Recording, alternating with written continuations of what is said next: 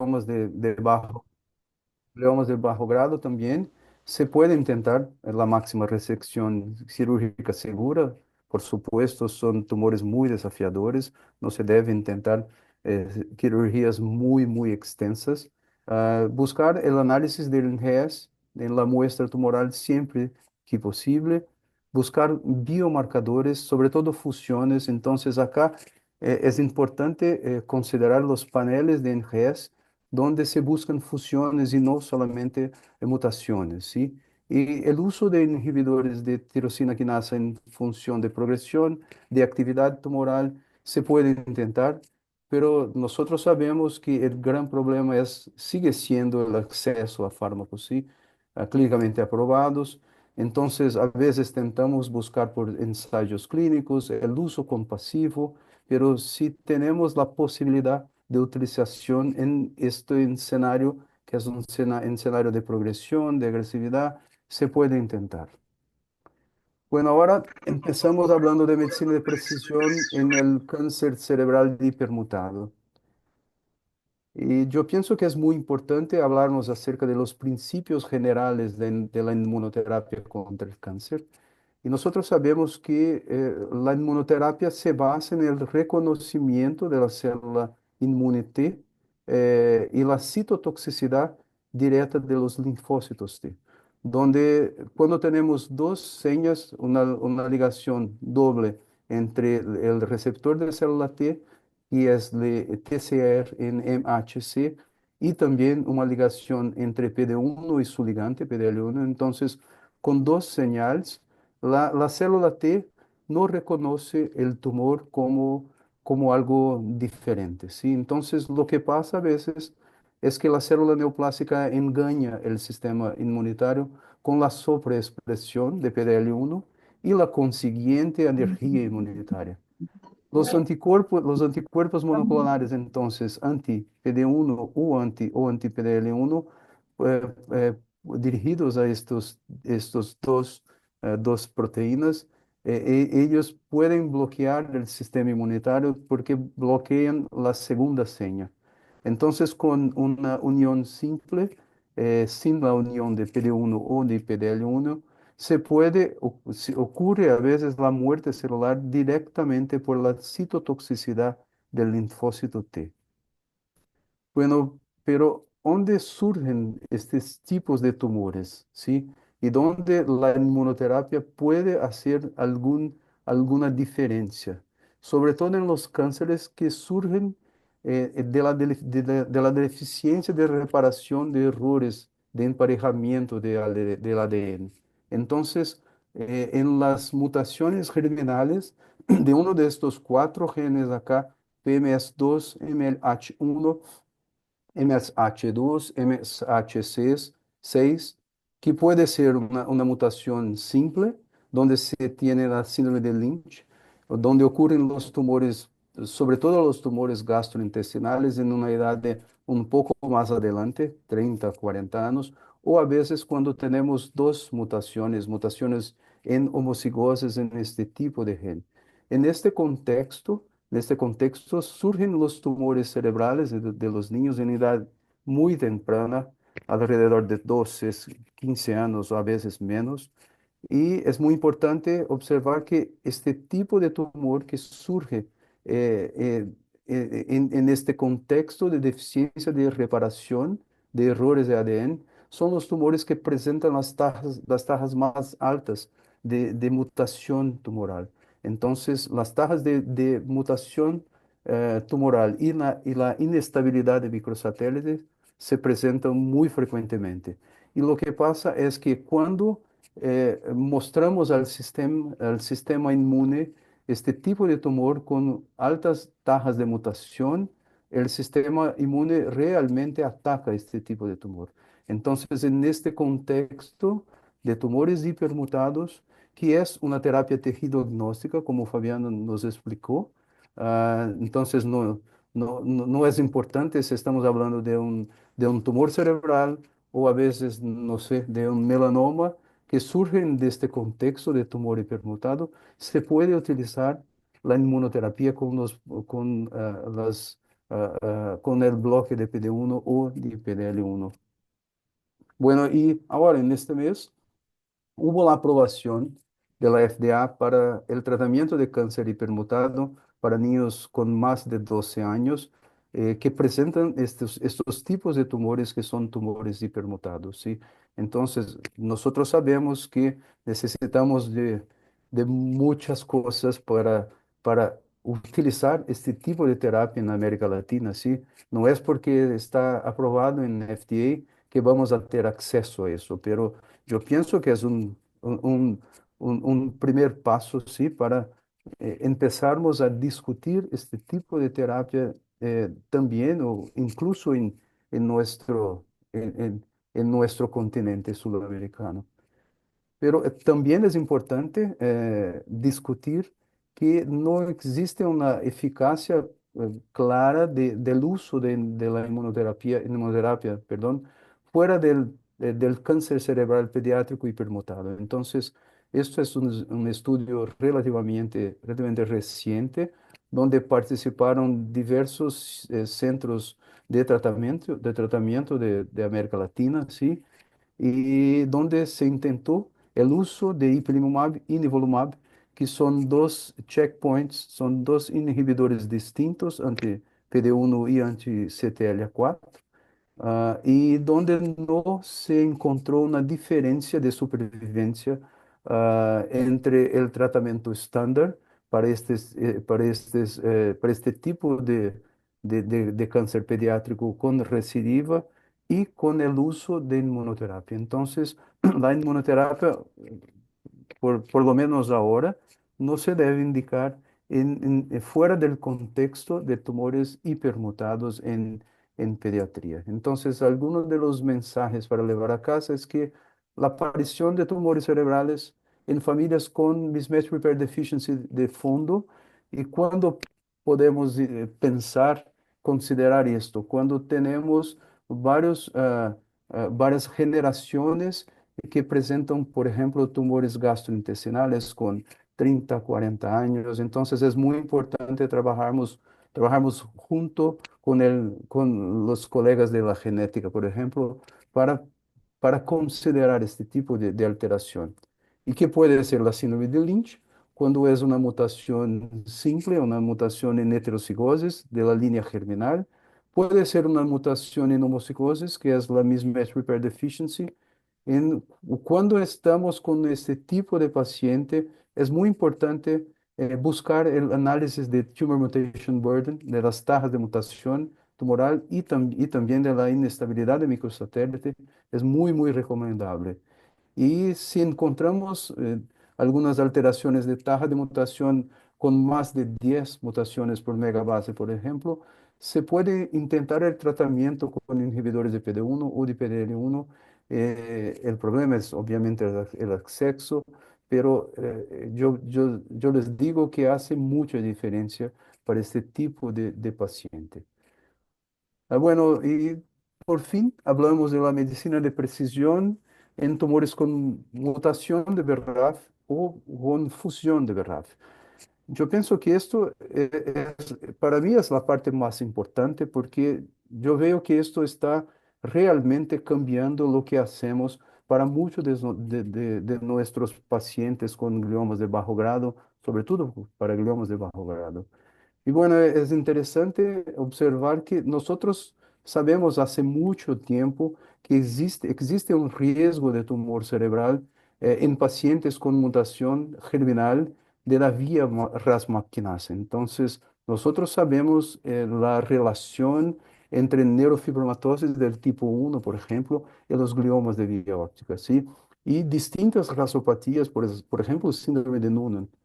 Y después de comprender un poco más lo que pasa, los estudios muestran que lesiones en la vía maquinase es muy frecuente en los gliomas de bajo y los gliomas de alto grado. Entonces, al final, se comparte mutaciones que pueden ser de la línea germinal, por ejemplo, los pacientes que tienen neurofibromatosis del tipo 1, pero lo más común son las mutaciones somáticas que son impulsoras del tumor de la vía RAS-MAPK. Y la vía RAS-MAPK es muy importante para la regulación del ciclo celular, para el crecimiento y la división celular, la diferenciación celular y también para la senescencia celular. Entonces, acá les presento la vía Ras-Maquinas, que al principio parece un poco, no sé, asusta un poco, ¿verdad? Pero yo pienso que es un poco más simple lo que vemos al final. Todo empieza con una señalización transmembrana y acá tenemos, por ejemplo, el gen FGFR1, que es un gen que a veces está mutado y activa constitutivamente esta vía.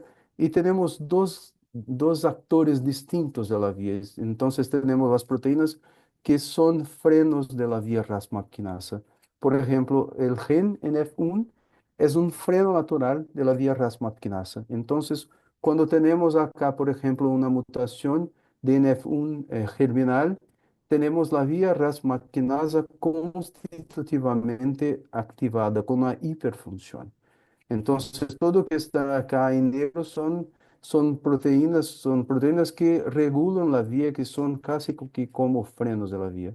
Y por poner un otro ejemplo, acá la proteína BRAF, donde se ubica, por ejemplo, que vamos a hablar de la mutación BRAF B600C, acá es una mutación que activa la vía directamente, la vía RAS-MAPK. Entonces, esto es una mutación efectora que produce una hiperfunción de la vía RAS-MAPK. Pero observen que al final el efecto es lo mismo, ¿sí? Se puede perder el freno de la vía, se puede encontrar una activación constitutiva de la vía, pero al final la vía está toda hiperfuncionante, ¿sí? Bueno, esto es importante porque sobre todo para los gliomas pediátricos de grados alto y bajo puede ser, es más común para los gliomas de bajo grado, vamos a discutir acerca de eso, pero a veces encontramos en alto grado también la mutación somática de BRAF de 600C, que es entonces una mutación activadora de la vía y se puede utilizar los inhibidores de BRAF y también los inhibidores de MEK. Casi siempre utilizamos la combinación y cuando hacemos eso, eh, volvemos la vía a la señalización casi que normal. Entonces, es una forma de reducir el crecimiento tumoral. Bueno, se puede utilizar entonces los inhibidores de BRAF y MEK en dos situaciones distintas, ¿sí? Entonces, vamos a empezar hablando acerca de los gliomas de alto grado. Como les dice, no es tan común encontrar la mutación de RAF600C en gliomas de alto grado, pero a veces podemos encontrarlo y esto nos parece algo muy interesante porque posibilita algún tipo de tratamiento diferente de lo que lo hacemos para gliomas de alto grado. Entonces, aquí les presento una publicación con 41 gliomas de alto grado que son refractarios, en recaída y que presentaban la mutación de RAF600C exclusivamente en niños, una respuesta global muy buena del 56%, una supervivencia general de 32 meses. Por supuesto, queremos más, sí, pero necesitamos entender que estamos hablando de gliomas de alto grado, casi siempre K27M alterados, sí, acá refractarios en recaída, entonces puedo decir que es un primer paso de algún cambio, no es el paso final en gliomas de alto grado, pero es una mutación accionable que puede ser interesante. Entonces acá les presento una niña de 5 años que empezó con hemiparesia derecha, irritabilidad casi por un mes, muy rápido, y una resonancia magnética que mostró una lesión talámica muy grande. Entonces acá es un tumor talámico con áreas de necrosis, sí, en la resonancia. Hicimos una biopsia muy pequeña donde se confirmó una neoplasia glial de alto grado, K27M alterada, Observen acá la pérdida de la mutación, de la expresión de K27M, ¿sí? Y la proteína mutada que es presente en la inmunohistoquímica. Entonces, acá tenemos un glioma de línea media K27M alterado del tálamo, ¿sí? Bueno, empezamos con el tratamiento estándar, radioterapia local, temozolomida y hubo una progresión clínica muy rápida y donde se encontró en este momento una mutación de BRAF V600C. Bueno, entonces acá, porque hubo una progresión, un empeoramiento clínico muy intenso, entonces intentamos el uso de inhibidores de BRAF y MEK después de 4 meses de tratamiento, después de 9 meses de tratamiento, y observamos sí una reducción muy importante. El tumor está acá, no se puede negar, sí, pero para mí fue la primera vez que yo vi una niña con una supervivencia de 2 años y medio, con un tumor de este tipo y muy bien, ¿sí? En la escuela, sin internación, sin necesitar por ejemplo, de línea central. Entonces, me parece algo interesante que se puede modificar por lo menos por algún tiempo la evolución de una enfermedad tan grave. Pero acá tenemos la experiencia con gliomas de bajo grado. Yo pienso que acá es mucho más esclarecedor, no sé si existe esta palabra en español, y todo se basa en este ensayo clínico de Eric Buffet, de fase 2 con 110 niños con gliomas de bajo grado que son BRAF V600 mutado. Y acá hubo el uso de las dos líneas de tratamiento, sí, con el tratamiento estándar, con quimioterapia, con vinblastina semanal y también el tratamiento con inhibidores de BRAF y MEK, donde se observó una tasa de respuesta global casi que 4 veces más. Y yo pienso que lo más importante es esto, es el beneficio clínico del paciente, 2 veces más, no necesita internación, no necesita hospital. Entonces es algo que está a poco cambiando. Y ahora en los Estados Unidos, en este tipo de paciente que son gliomas hemisféricos centrales, muy extensos, inoperables y que son BRAF V600E positivos, se puede utilizar el tratamiento con dabrafenib, entramitinib desde la primera línea de tratamiento. Pero ¿qué pasa con el tratamiento de tumores con fusión de BRAF? Y mira, es importante considerar que las fusiones son las más frecuentes en los gliomas de bajo grado, ¿sí?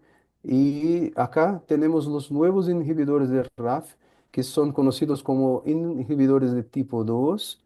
Tenemos el ejemplo más utilizado, es el tovorafenib, que es un tratamiento bastante eficaz para los gliomas de bajo grado que albergan este tipo de fusión de BRAF. Acá les presento los datos de 137 pacientes recientemente publicados, sí, perdón, donde se observó una tasa de respuesta del 67%. Entonces acá tenemos los tumores que reducieron y tenemos 17% de respuestas completas con el uso. Y una vez más, estamos acá hablando de tumores refractarios al tratamiento, con una mediana de 3 líneas previas de terapia sistémica. Entonces utilizaron distintos tipos de tratamiento de quimioterapia. Entonces, me parece una respuesta bastante robusta, pero no sabemos en largo plazo, ¿sí? Entonces, no sabemos los efectos en largo plazo, no conocemos, pero ahora son respuestas bastante interesantes. Entonces, algunos de los mensajes para llevar a casa es que la mutación de BRAF 600 es somática, se puede encontrar en hasta 5% de los gliomas pediátricos, no es mucho, ¿sí? El uso de inhibidor de BRAF y MEK puede ser una opción. En nuestra realidad, yo les diría en gliomas de bajo grado que son grandes, progresivos, después de distintas líneas de tratamiento, ¿sí? Pero cada vez más están evaluando este tipo de tratamiento un poco más temprano. Se puede también utilizar con gliomas de alto grado. Yo no diría acá un tratamiento, como se dice, final, pero algo que puede sí mejorar la condición de salud y de vida de estos niños.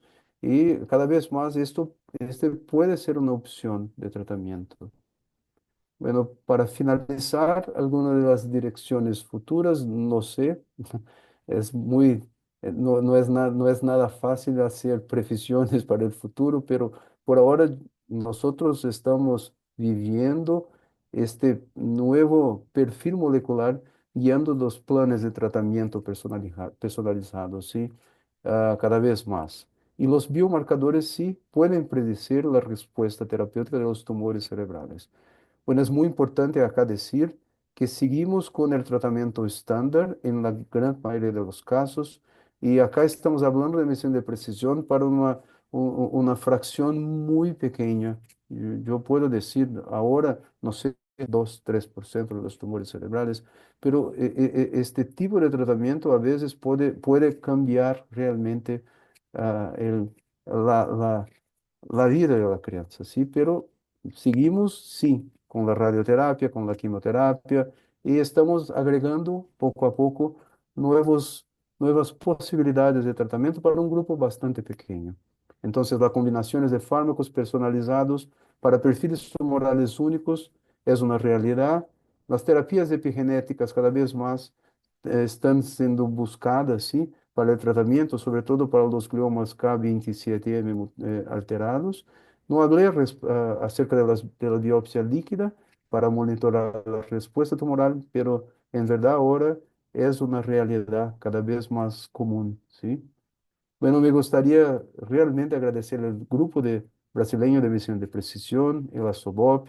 Ahora somos un poco más de 50 amigos. Yo les refiero como amigos porque lo son. Y es un comité muy, muy interesante donde tenemos personas de diferentes tipos de actividad, de instrucción y cada vez más aprendemos juntos algo que es realmente muy difícil para todos nosotros, sobre todo cuando habitamos en América Latina, ¿sí? Y pero yo pienso que estamos haciendo algún trabajo, por lo menos, de educación y que me parece muy interesante.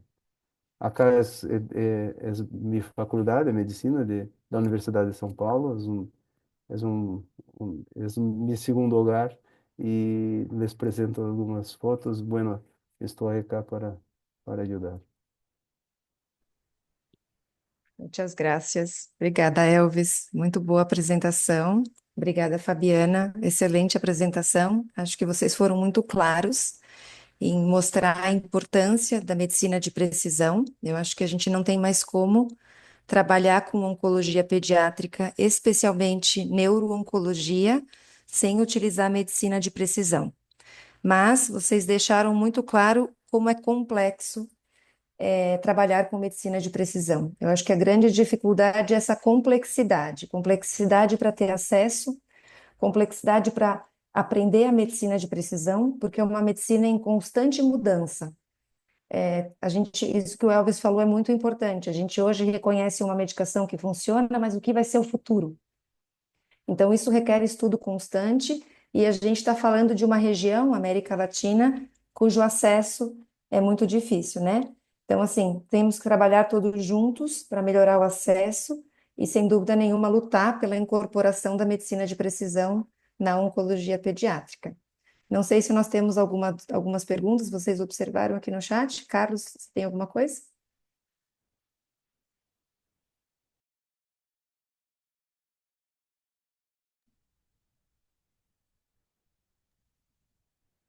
Bueno, no veo, ¿cierto? No hay preguntas en el chat. Yo quería preguntarle, bueno, a todos, a Elvis, a Andrea, a todos, aprovechando que están acá, hablando de esto, de los inhibidores de BRAF, de primera y de segunda generación, sabemos que, bueno, y me corrigen si me equivoco, pero es, va mejor cuando se hace la combinación, ¿cierto? De los medicamentos en nuestro medio, en lo que precisamente en Latinoamérica tenemos tantas limitaciones por los costos de estos medicamentos.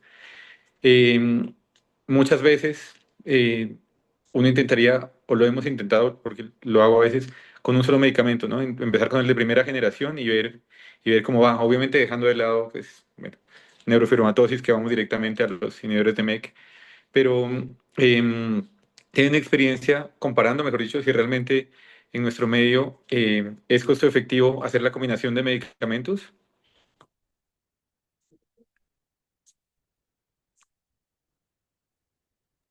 Andrea, quer falar? Não, diga você. Você é o speaker. Puedo, puedo contestar em português com despacio, despacito. Ok. Claro que Claro. sí. Ok. É, você tem razão, Carlos, porque o tratamento clássico padrão é realmente o uso do inibidor de BRAF/MEK, só que o custo aumenta muito. Essa associação, ela tem se mostrado mais eficaz para evitar o escape tumoral e o novo crescimento. Eu tenho muito pouca experiência também de uso prático, né? Eu tenho alguns casos que eu usei e nós temos alguns casos que a gente faz molecular tumor board dentro da sua BOP no comitê de precisão e alguns casos vieram. Me veio à mente uma criança nessa situação, né, no Brasil, que tinha um ganglioma em coluna que é um tumor enriquecido em BRAF V600E. Então, a outra mensagem que eu queria deixar, alguns tumores vale muito a pena a gente buscar a mutação de BRAF V600E cerebrais. O ganglioma é um dele, o xantoastrocitoma pleomórfico também é um deles. E quanto mais a gente está supratentorial, quanto nos gliomas agora de baixo grau, os de fossa posterior, mais comum fusão de BRAF. Quanto mais vai subindo, né, os hemisféricos, mais comuns o BRAF V600E. Então, esse tumor em específico foi utilizado só o inibidor de BRAF, o dabrafenib, porque realmente lá não se tinha condição de usar o inibidor de BRAF/MEK. E houve uma resposta boa, sustentada por um ano. Depois de um ano que eu me lembro que eu conversei com a colega, voltou a crescer um pouquinho, mas sem, né, porque era coluna, então o medo era a plegia, não aconteceu. E aí eles conseguiram fazer uma ressecção daquele resíduo pequeno e a criança ficou sem tratar. Então, outras coisas que eu vejo o uso desses remédios nos ajudar, às vezes é reduzir um pouco, né, tirando, obviamente, de um glioma hipotalâmico, talâmico, nós não vamos conseguir tirar, mas alguns gliomas que estão, por exemplo, de baixo grau, juntos ao tronco cerebral. Às vezes a redução pode ser alguma coisa importante, até para descolar do tronco, que eu já vi um caso assim, e o cirurgião ir lá e tirar aquele resíduo. Mas assim, se não der para começar com os dois, comece com algum. Eu gosto mais de começar com o inibidor de MEK. Não me pergunte por que não tenho base em literatura para falar, se eu precisar escolher. Mas eu acho que ele está mais baixo na via. Então eu acho que a chance de escape é menor, mas eu acho. Eu não tenho subsídio para afirmar isso, sabe, do ponto de vista científico, né?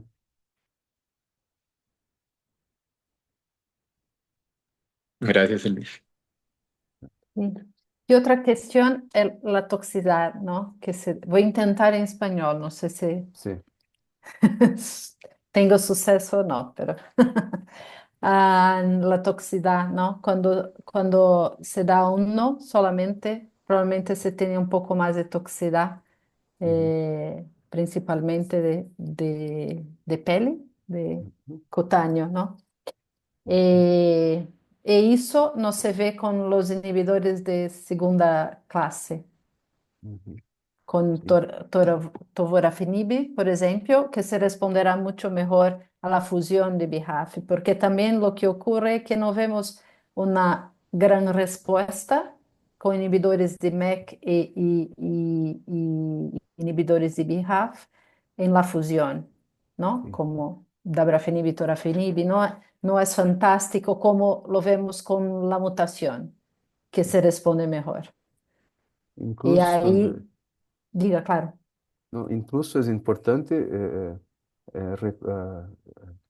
saber que no se debe utilizar inhibidor de primera generación para las fusiones de BRAF, ¿sí? Porque se puede observar una activación paradoxal, un crecimiento tumoral. Sí, Entonces, si va a intentar hacer un tratamiento el crecimiento. con un medicamento, se debe utilizar con fusión el mejor sería el tovorafenib, ¿sí? Los inhibidores de RAF de segunda generación, pero si no se tiene acceso, se puede utilizar, por ejemplo, con mutaciones de FGFR1 que son activadoras, un inhibidor de MEK.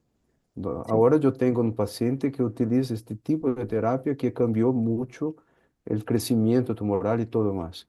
Y cuando tenemos una fusión de BRAF/MEK y no tenemos acceso a tovorafenib, podemos utilizar un inhibidor de MEK. Yo tengo también un paciente ahora que se benefició mucho con esto. Pero entonces a veces en América Latina, en nuestra realidad, podemos utilizar in- in- el inhibidor de MEK porque es lo que tenemos disponible a veces. Y yo pienso que por el precio es algo interesante porque el inhibidor de MEK de 0,5 miligramos no es el costo no es tan grande. mm, Entonces, a veces tenemos niños muy pequeños y necesitamos de un comprimido, no sé cómo se dice comprimido, por día, ¿sí? Una dosis por día, al día. Entonces, a veces cuando hacemos ponemos el número en esto, ¿sí?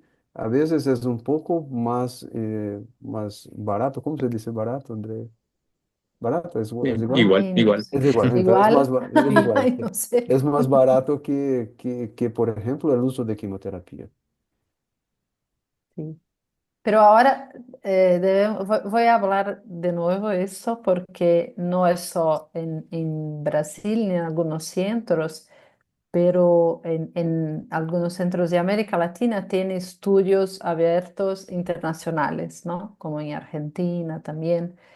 Eh, entonces, pienso que debemos cada vez más enviar pacientes para estos centros, porque ahí nos ven como centros posibles de tener más y más estudios y con eso podemos tratar mejor a los niños. Cuanto más mostramos a los a Estados Unidos principalmente, que son los que hacen esos protocolos, podemos mostrar que América Latina es posible hacer. Y ahí no será solamente un centro, porque los ven como más opciones Ujú. para atraer cada vez más estudios. Entonces, GRA que tiene, y tenemos ahora de tovorafenib, pero sé que en Argentina terá también inhibidores de ALK tenemos, Perú terá también de ROS, NTRK. Entonces, cada vez más os centros se unen y podemos hacer mejor, ¿no? Diga, penso que Doris tenía una pregunta. Sí, una pregunta. Quería saber si entiendo bien con esta parte de la parte molecular. Si el hecho de tener un BRAF, un B600E, si tiene el hecho de que tenga la mutación, la presencia o ausencia no me va a descartar o confirmar un glioma de alto grado. Sería la duplicación lo que me va, la presencia de esta duplicación, lo que me descarta que sea un alto grado. Eso tenía una duda. La, dupli- la duplicación en tándem. Eso es lo que me va a Ah, descartar que sea un glioma de alto grado, ¿no? O sea, con la sí. mutación simplemente del BRAF, la presencia o ausencia no me descarta, me confirma un alto grado. Lo que tendría que hacer es la duplicación en tándem. Sí, verdad. Esa es una duda que tengo. No está No, correcta, sí, bueno, pero por lo que no, entiendo, para André, diga, perdón, diga. no No, puede, porque por lo que entiendo está confundida cómo se hace el diagnóstico de un glioma de alto grado. ¿Es eso? En la molecular, en la biología molecular. ¿Esto? Sí, es decir, Porque que si yo encuentro el BRAF, ¿no es cierto? Hay que ver si tiene la no, duplicación en tándem, porque solamente con la mutación, la presencia o ausencia no descarta un glioma de alto grado. En cuanto a la no. duplicación, su En presencia realidad, descartaría, ninguno de los dos, porque ¿no? para el diagnóstico de un glioma, ahí estamos hablando de diagnóstico, que es distinto de tener o no el BRAF, ¿no? Mm, Tiene que ter la histona involucrada, que é a maioria dos casos, não? É sí, H3K27. Descarto. Sim?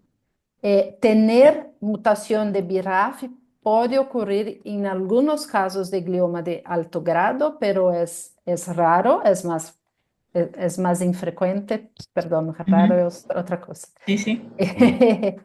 Eh, pero no es eso que hace el diagnóstico de un glioma de alto grado. Ok. ¿Es sí, eso, verdad. Elvis? Es la No, historia. ¿verdad? Sí. Podemos a veces ver una mutación BRAF V600C, una fusión BRAF con KIA, una duplicación, una fusión de BRAF con distintos genes, ¿sí? Esto juntamente, lo más importante no son las fusiones y mutaciones. Lo más importante es sí la histología y la inmunohistoquímica, pero las fusiones casi siempre, por ejemplo, la fusión es muy frecuente en los gliomas MAP-kinase alterada de bajo grado, pero no basta tener la fusión y las alteraciones histológicas. A veces tenemos, por ejemplo, también una mutación de P16, donde es un poco más para gliomas un poco más agresivos. Entonces, es un poco más complejo, pero yo pienso que es interesante, Doris, entender que los biomarcadores pueden a veces tener una función más de una diana accionable, por ejemplo, de BRAF, de 600C, o a veces una función de diagnóstico. Entonces, para BRAF es mucho más dianas terapéuticas que alteraciones que llevan a un tipo de diagnóstico distinto. No sé si me faço comprender, pero es más o menos eso. Sí. Ok, Me gracias. hago. Gracias. Sí, sí. Ahora quería hacer una pregunta a Elvis y a Fabiana, porque sabemos, obviamente, mucho más que sabíamos a años atrás, hacer diagnóstico, ¿no? Eh, y a saber cómo tratarlos. Pero quería que ustedes hablen un poquito de cómo podemos mejorar este acceso. ¿Cómo podemos hacer juntos? Estábamos hablando otro día sobre eso, ¿no? ¿Cómo podemos hacer juntos para América Latina? Porque sabemos que son países distintos, con distintas realidades. ¿Cómo podemos hacer para juntos unirnos y mejorar esto de, no, de diagnóstico, no solamente de acceso a la medicación, pero también de intentar hacer un mejor diagnóstico a nuestros pacientes y observar alteraciones? Entonces, te digo también metilación, no hablamos de metilación aquí, pero estamos hablando de tumores cerebrales, esto es importante, ¿no? Entonces, ¿cómo poder tener este acceso tanto al diagnóstico más preciso, a otras alteraciones que ustedes mostraron y al acceso a medicación? Difícil, Qué, ¿no? qué pregunta. No, perdón que ya la cámara no la tengo, pero estaba escuchando todo atentamente. No, un poco lo que hablábamos el otro día cuando nos reuníamos con el capítulo de medicina de precisión, ¿no? Que una de las inquietudes que todos tenemos, que bueno, que en realidad no sé si tengo la respuesta, pero digo, lo que sí tenemos es toda o sea, la actitud y la disposición y la disponibilidad que tenemos que tener, que me parece para trabajar en conjunto ver qué es lo ideal que habría que tener. O sea, al día de hoy, por ejemplo, si hablamos de tumores del sistema nervioso, por ejemplo, es como que sería indispensable tener un diagnóstico molecular. Eh, y tendríamos, una cosa es definir lo que sería como ideal de tener, y después también me parece que tendríamos que ir a un intercambio y una unión y una discusión, que es un poco lo que estábamos hablando, de qué es lo mínimo indispensable que tenemos que tener, y trabajar en conjunto como para eso, que obviamente que hay cuestiones regulatorias, etcétera, pero que cada país puede tener también su fortaleza, y ayudar a otros, y bueno, como que hacer quizás un consensuar qué es lo que tiene que ser indispensable, a qué queremos llegar y en cuánto tiempo. Eso es lo que tiene que ver con el diagnóstico, ¿no? Y en qué puede fortalecerse cada uno para contribuir al global, ¿no? Creo que eso sería lo fundamental. El acceso es un tema como mucho más complejo. Además, hicimos recientemente, ahora en el Congreso lo va a mostrar Gaby Villanueva, nos juntamos para revisar, muchos están acá, creo, y si no, hay representantes de sus países, una revisión para unas recomendaciones del uso anti-G2 en neuroblastoma.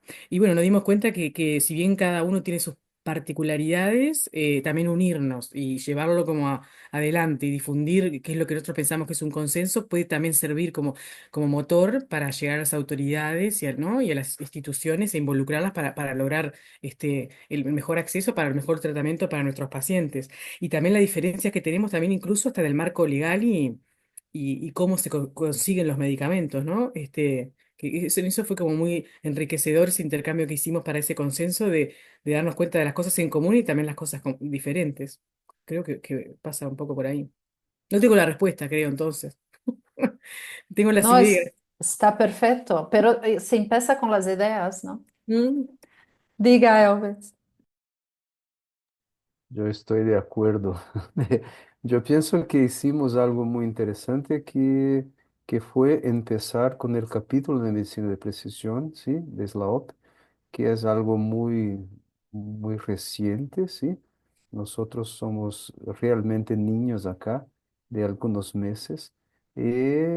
Bueno, para mí fue una experiencia muy interesante porque conocí personas muy, muy, ¿cómo puedo decir? Envolvidas, ¿sí? En la causa. Y yo pienso que esto es el comienzo de todo, ¿sí? Y bueno, tenemos estas ideas ahora para empezar a colocarlas en práctica. Estamos considerando hacer una encuesta para, no sé, para conocer las realidades distintas de cada uno de nuestros países. A partir de eso, no, y empezar las discusiones del pacote mínimo, no sé cómo se dice, pero el mínimo que necesitamos para hacer una muy buena práctica. Y si no lo alcanzamos ahora, bueno, tenemos algo a alcanzar. Entonces, yo pienso que cambiamos cuando tenemos algo a buscar, ¿sí? Y para eso yo pienso que el envolvimiento de todos que están acá, porque hoy yo vi que llegamos a un poco más de 60 personas, ¿sí? Entonces, yo pienso que existe un interés muy importante en buscar información y también en comprender un poco más de medicina de precisión. Entonces, al final lo que hace es la OPE es la participación de todos acá. Entonces, les invitamos desde ahora, ¿sí? A sumarse con nosotros y a buscar lo que podemos hacer de mejor. Carlos, antes Lucia de Andrea pone aquí en el chat en cuanto a diagnóstico, dados los costos de NGS, podría ser importante establecer centros de referencia que centralicen de cierta manera los estudios moleculares masivos, ya que cuanto más grande sea el número de muestras a procesar, más bajos son los costos por muestra. Entonces, sí, claro. Sí, Completamente de ¿verdad? acuerdo.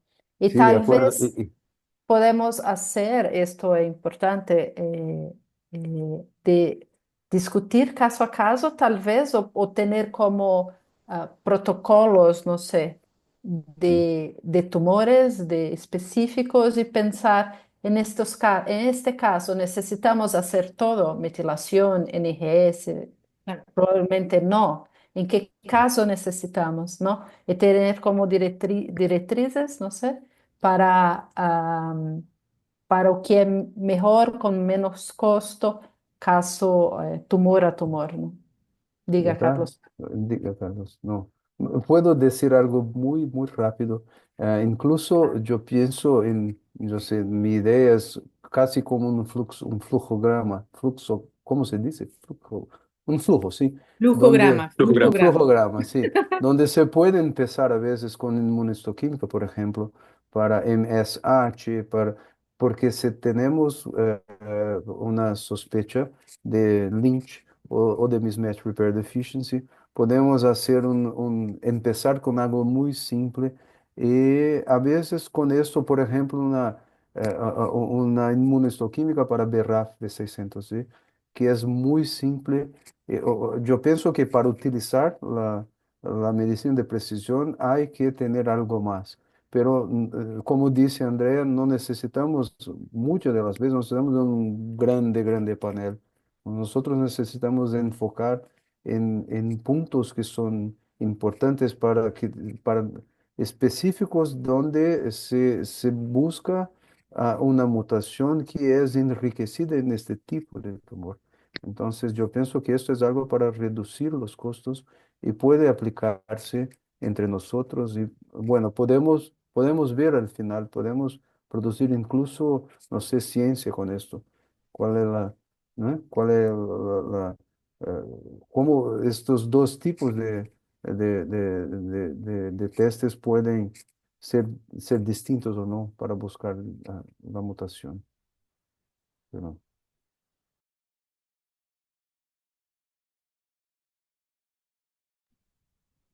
Carlos. Sí, yo iba a decir, em, mm, tomando esto como ejemplo, el BRAF, ¿cierto? Que es como, nos lo decían ustedes, como el ejemplo más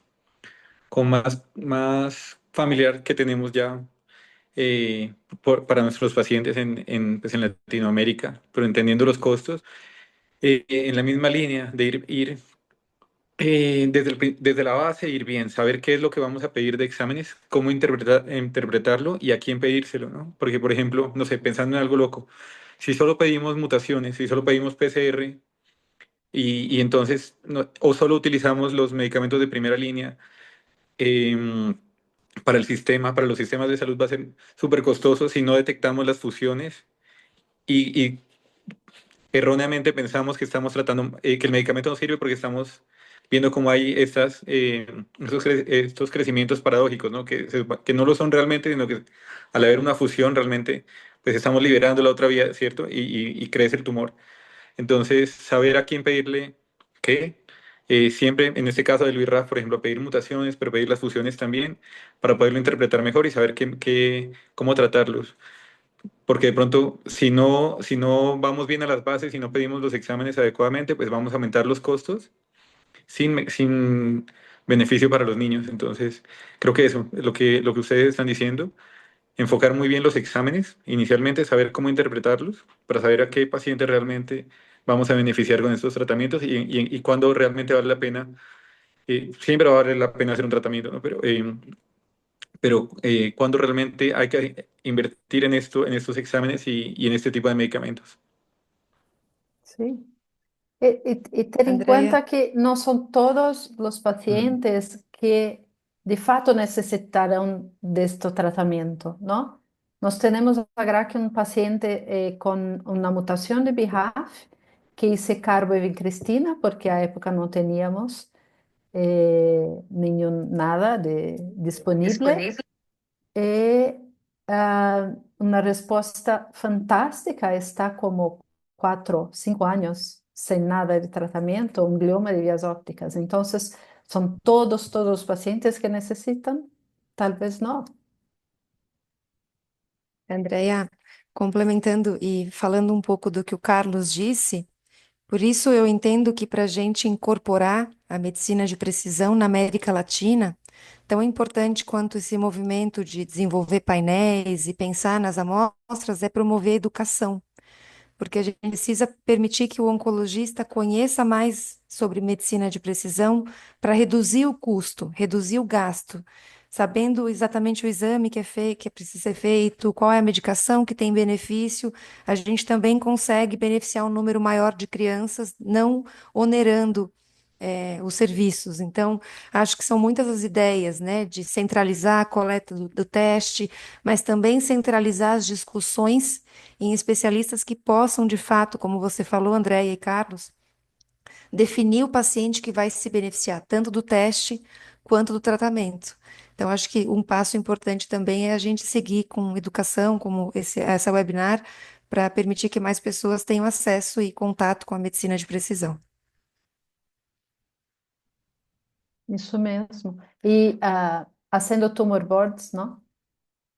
E aí já começamos uma invitação, porque poderíamos fazer em conjunto, talvez, de Sobor com Islao, o próximo tumor board, porque Perfeito. já Me seguimos parece com esto. fantástico, sí. Y sí. Perfeito.